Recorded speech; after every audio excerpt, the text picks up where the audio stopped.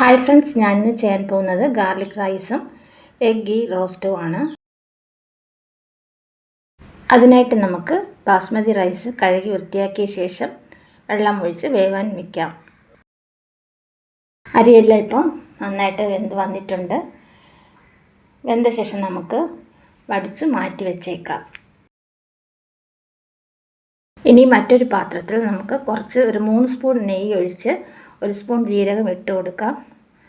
ജീരകം എല്ലാം ഒന്ന് പൊട്ടി വരുമ്പോൾ ഒരു 3 സ്പൂൺ വെളുത്തുള്ളി കൊത്തി അരിഞ്ഞത് കൂടി ചേർത്ത് കൊടുക്കാം. ഇവ നന്നായിട്ടൊന്ന് വഴറ്റിയെടുക്കുക.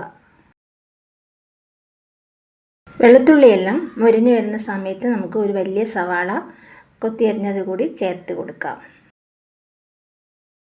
സവാളയും വെളുത്തുള്ളിയും ജീരകവും ഇത് മൂന്നും നെയ്യിൽ കിടന്ന് നന്നായിട്ടൊന്ന് വഴറ്റിയെടുക്കണം. ഇനി നമുക്ക് ചേർത്ത് കൊടുക്കേണ്ട 1 സ്പൂൺ ചില്ലി ഫ്ലേക്സ് ആണ്. അതുകൂടി ഞാനിപ്പോൾ ചേർത്ത് കൊടുക്കുന്നുണ്ട്. അതുകൂടി ഒന്ന് വഴറ്റിയെടുക്കണം. ഇനി നമ്മൾ വേവിച്ച് വെച്ചിരിക്കുന്ന റൈസ് കുറച്ചായിട്ട് ഇട്ട് കൊടുക്കാം. ആദ്യം ഒരു തവണ ഇട്ട് കൊടുത്ത് ഒന്ന് ചുറ്റിയ ശേഷം വീണ്ടും ബാക്കി വരുന്ന റൈസ് കൂടി ചേർത്ത് കൊടുക്കാം. ഇതെല്ലാം കൂടി ഒന്ന് മിക്സ് ചെയ്തെടുക്കണം. എല്ലാം കൂടി ഒന്ന് മിക്സ് ചെയ്ത ശേഷം നമുക്ക് അരിഞ്ഞു വെച്ചിരിക്കുന്ന മല്ലിയില കൂടി ഇട്ട് കൊടുക്കാം. അതിനുശേഷം ഒന്ന് മൂടി ഒരു 2 മിനിറ്റ് ഒന്ന് മൂടി വേവിക്കണം.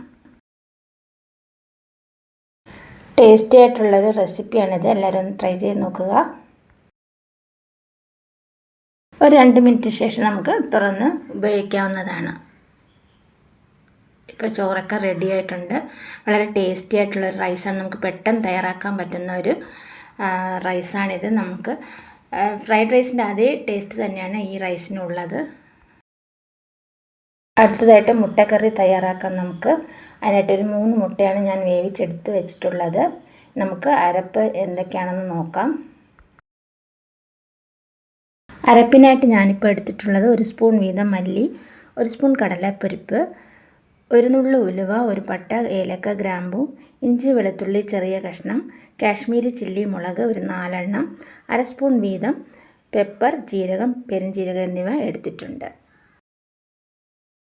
ഇവയെല്ലാം ചെറുതീയിലൊന്ന് വറുത്തെടുക്കുക. തീരെ കരിഞ്ഞൊന്നും പോകണ്ട. ചെറുതീയിലൊരു 2-3 മിനിറ്റ് ഒന്ന് വറുത്തെടുക്കണം.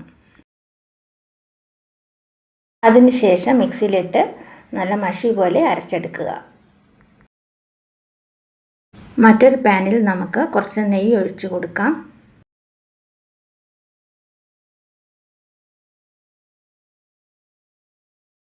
നെയ്യ് ചൂടായി വരുമ്പോൾ 2 ചെറിയ സവാള കൊത്തിയരിഞ്ഞതാണ് ഇത്. അതുകൂടി ചേർത്ത് കൊടുക്കാം. സവാളയുടെ നിറമെല്ലാം മാറി വരുന്ന സമയത്ത് നമുക്ക് തയ്യാറാക്കി വെച്ചിരിക്കുന്ന അരപ്പ് ചേർത്ത് കൊടുക്കാം.